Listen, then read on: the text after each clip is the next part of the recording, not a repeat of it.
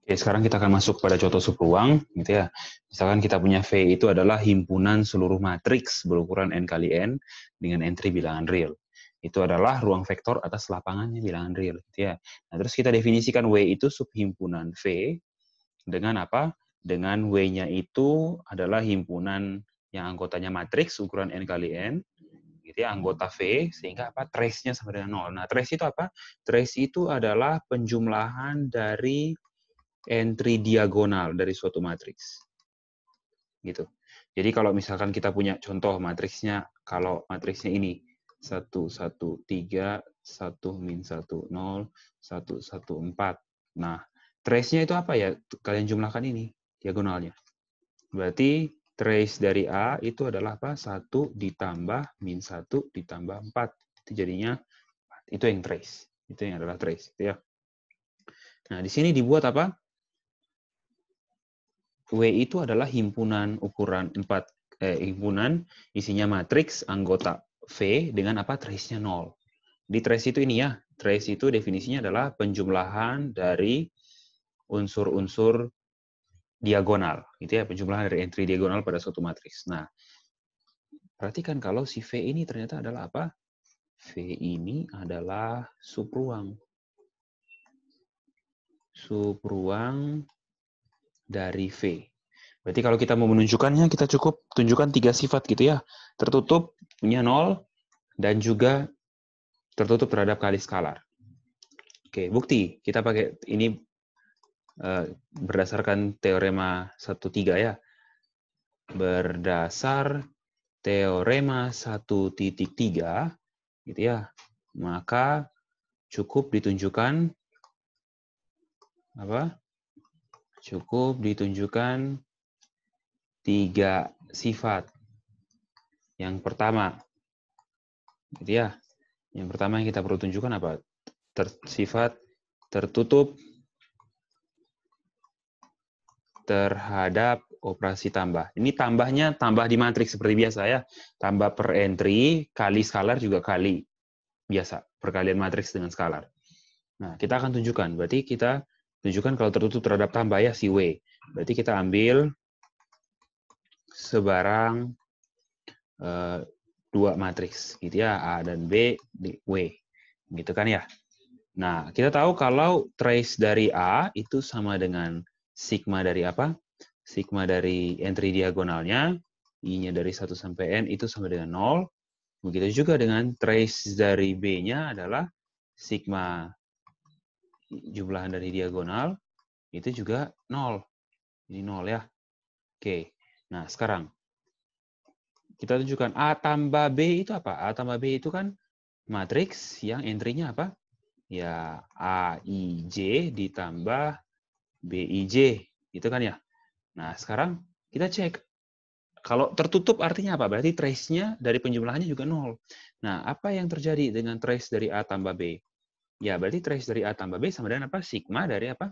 Ya, AII ditambah BII gitu kan ya? Karena diagonalnya juga saling dijumlahkan. Gitu ya. Nah, ini kan sama saja dengan apa? Sigma dari AII, I-nya sama dengan 1 sampai N. Gitu ya. Ini ditambah sigma diagonal dari B. Gitu ya. Kita tahu yang pertama ini berapa? 0. Yang kedua juga 0. Berarti kita dapat trace-nya 0. Berarti tertutup ya. Tertutup terhadap operasi tambah. Punya 0 tidak? Oh, sorry, terbalik. Harusnya yang satu punya 0 ya. Jadi terbolak-balik terus nih. Punya 0, jelas gitu ya. 0-nya dari si W adalah apa? Ya, matriks 0. Matriks 0, trace dari matriks 0 apa? Ya, sigma dari 0, dari I 1 sampai N. Ya, jumlahan 0 ya 0. Gitu ya. Berarti punya. Gitu ya. Identitasnya adalah matriks 0. Ukuran N kali N. Sekarang yang ketiga. Gitu ya. Kita ambil. Oke, kita tunjukkan apa? Tertutup terhadap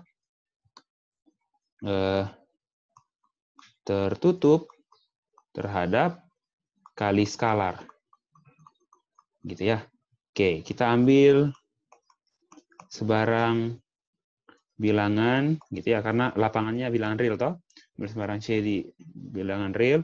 Terus kita ambil dan Kita ambil A itu anggota W sebarang.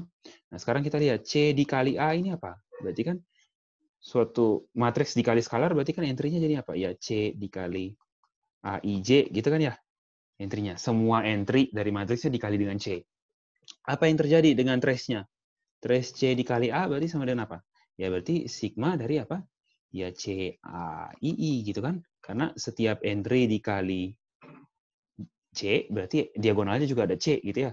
Nah, ini kan sama saja dengan apa? C dikali apa? Sigma AI. I-nya dari 1 sampai N. Berarti ini 0, C dikali 0, ya 0. Berarti tiga sifat ini memenuhi, berarti himpunan matriks yang trace-nya 0 adalah ruang, subruang vektor. Oke, selesai. Gitu ya, itu untuk contohnya. Sekarang kita masuk kepada teorema 1,4 gitu ya. Kita masuk kepada teorema 1,4. Teorema 1,4 apa bunyinya? Gitu ya. Teorema 1,4 bunyinya apa?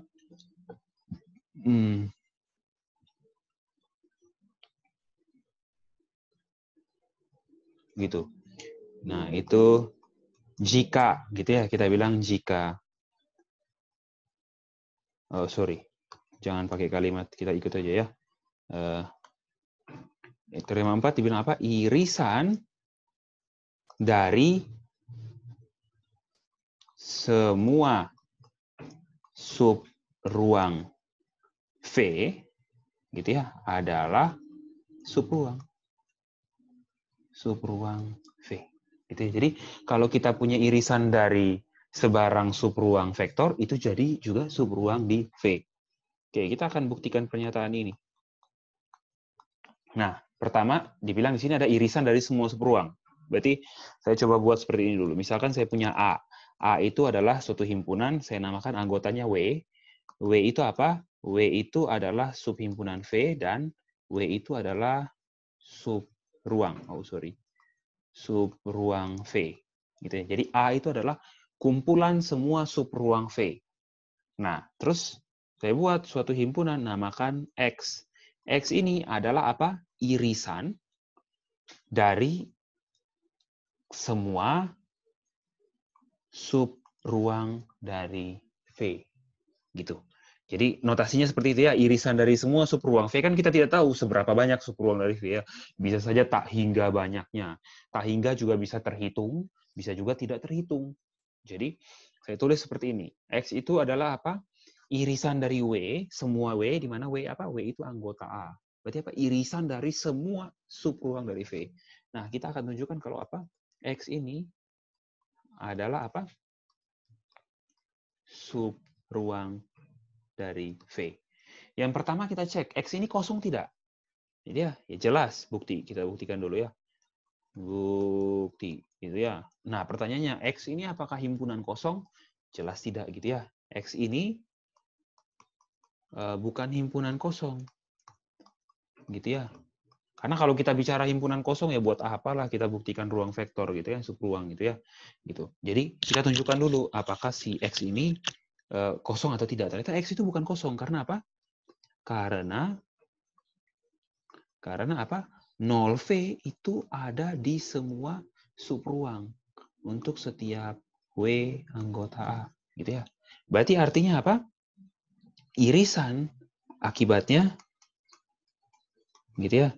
Akibatnya irisan dari W gitu ya. Irisan dari semua ruang vektor itu memuat 0. Karena 0 ada di semua subruang.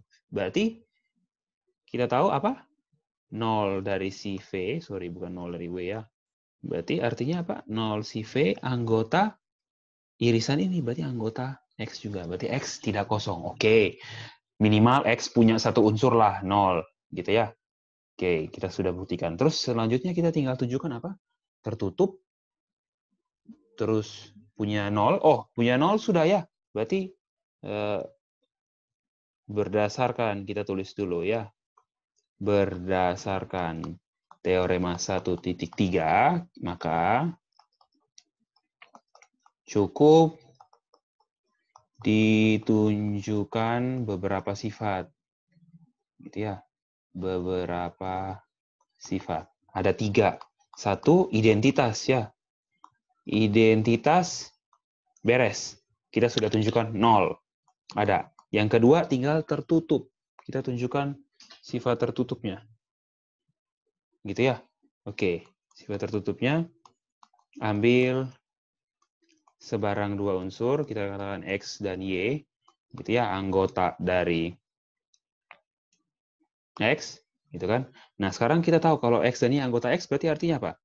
Nah, sorry, kita akan tunjukkan apa? X ditambah Y juga ada di X. Oke. Nah, X dan Y anggota X. X itu sama dengan apa? Irisan dari semua subruang dari V. Berarti artinya apa? Berarti akibatnya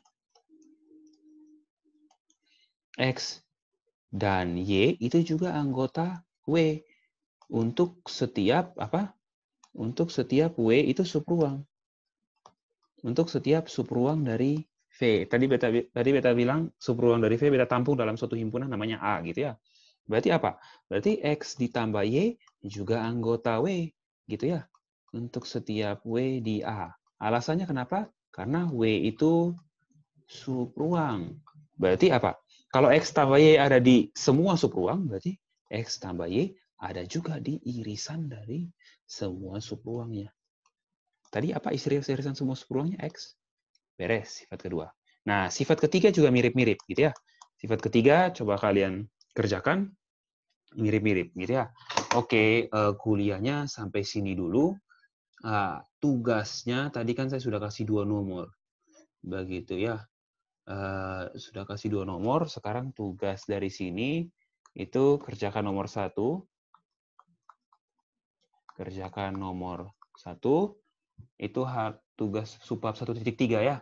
Halaman dari halaman berapa ini? 19, 20, 21, 22, 23. Jadi gitu ya. Soal latihan halaman 19 sampai 23. Nomor 1 sudah, nomor 1. Terus kemudian setelah nomor 1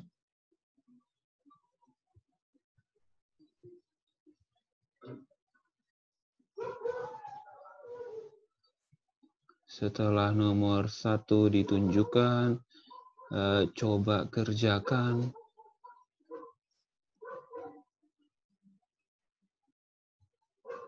Coba kerjakan nomor berapa lagi ya?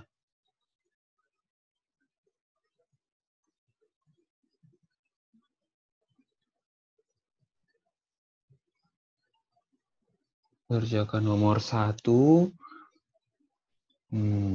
Nomor ini juga cukup menarik. Nomor 10. 1 dan nomor 10.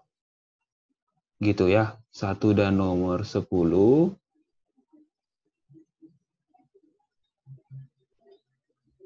1, nomor 10, dan nomor 19. Itu ya. Oke, sekian. Nanti dikumpulkan hari Minggu juga ya. Paling lambat pukul 23.59 Wita. Tanggal 13 September 2020. Jangan lupa, bukan tanggal yang lain. Oke, terima kasih. Sekian kuliah hari ini.